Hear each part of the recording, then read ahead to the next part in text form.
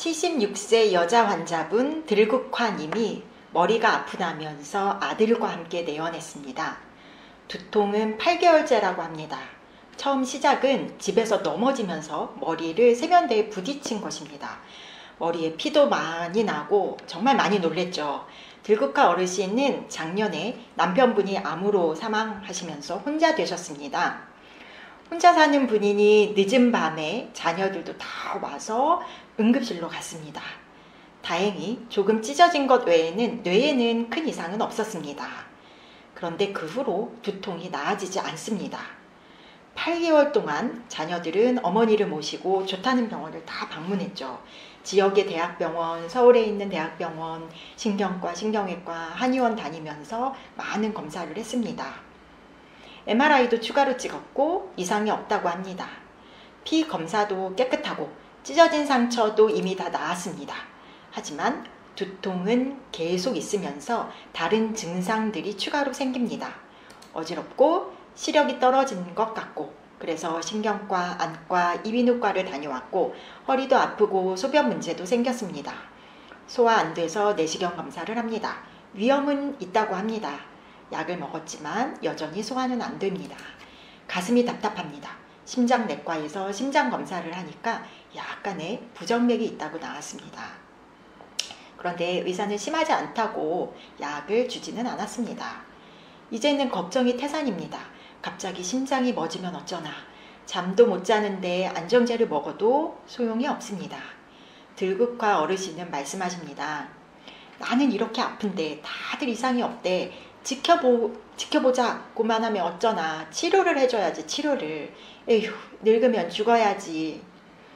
인간의 노화 과정, 내가 늙어가면서 병을 하나 둘씩 얻게 되고 몸은 쇠약해집니다.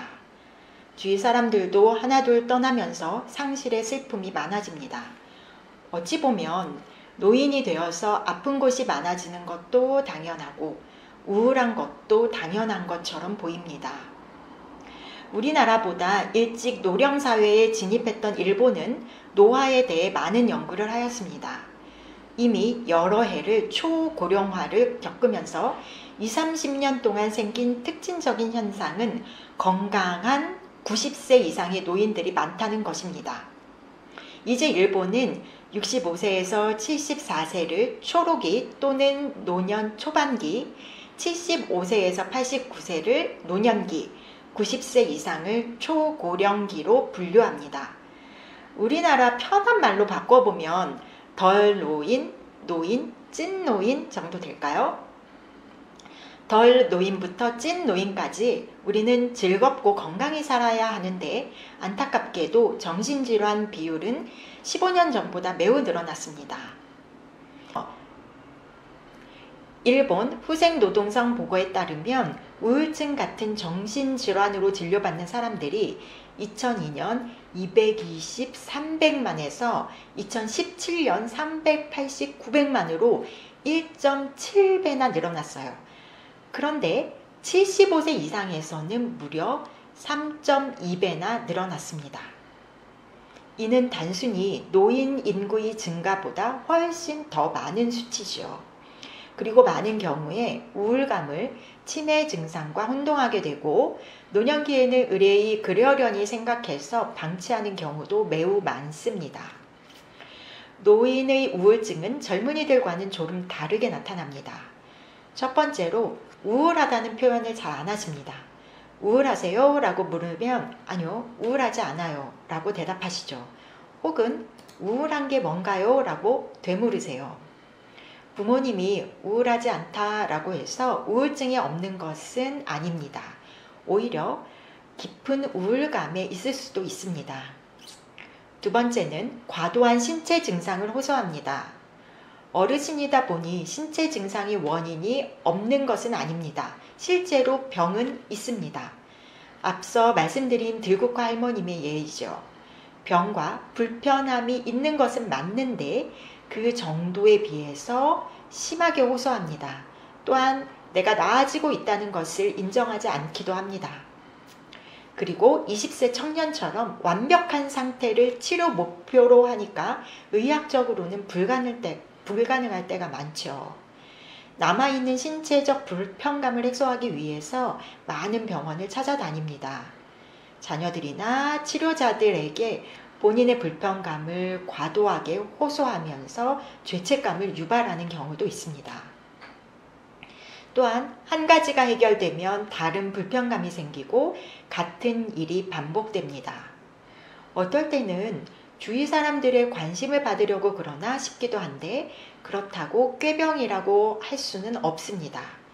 당뇨, 혈압, 허리 통증, 소화장애 실제로 아픈 곳이 있는 것이 맞거든요. 이럴 때 우울하신가요? 라고 질문하면 내 몸이 건강하지 않아서 우울하다고 내가 건강해지고 좋아진다면 우울하지 않을 것이라고 말씀하십니다. 네, 맞습니다.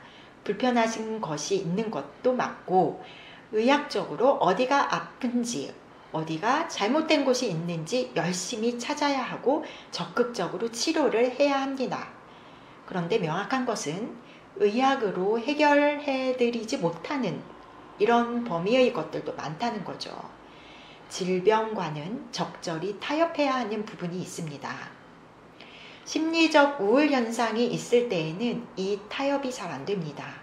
그래서 극단적으로 두 가지 형태를 나타내는데 한 가지는 방금 말씀드린 신체 증상을 지나치게 많이 호소한다는 것이고요. 증상에 과도한 집착을 보이는 것이지요. 우울 현상이 있을 때 극단적으로 반대 방향으로 나타나기도 합니다. 그것은 모두 포기해버리는 것입니다. 이대로 살다가 죽을랍니다.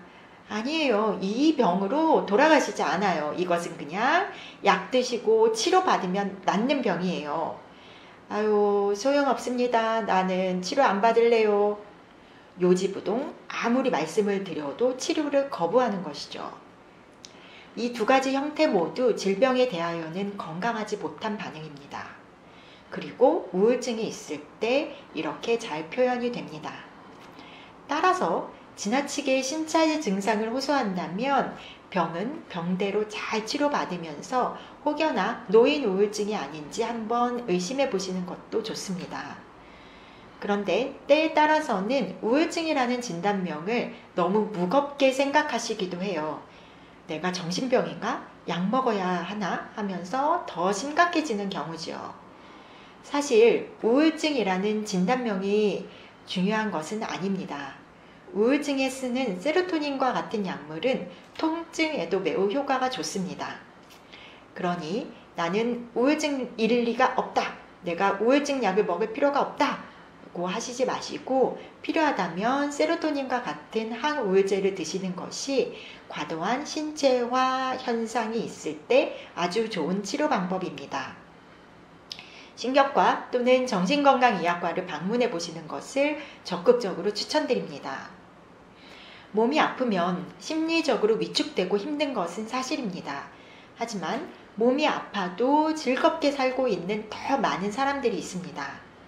내가 나이도 많고 이전처럼 건강하지 못하기는 하지만 그 사실에 좌절하기보다는 내가 아직도 유지하고 있는 좋은 점을 계속 생각해 보시죠. 확실한 것은 오늘이 내가 가장 젊은 날이니까요. 오늘도 햇볕 많이 보시고 활기찬 하루 되시길 바라겠습니다. 감사합니다.